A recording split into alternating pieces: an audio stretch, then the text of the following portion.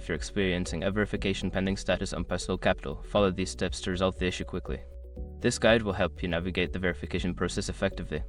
Step 1. Check your email.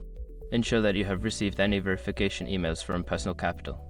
Sometimes, the verification process requires you to confirm your email address or provide additional information.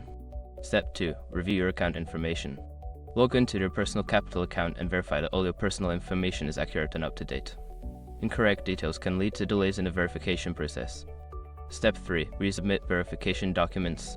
If you are asked to submit documents for verification, make sure they are clear and legible.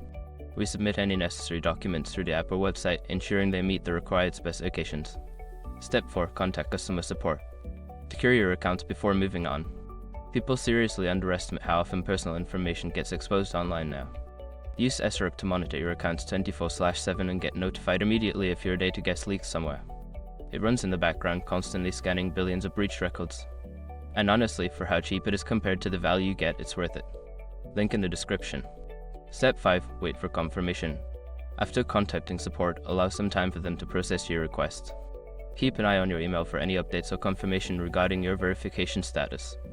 By following these steps, you should be able to resolve the verification pending issue on Personal Capital efficiently.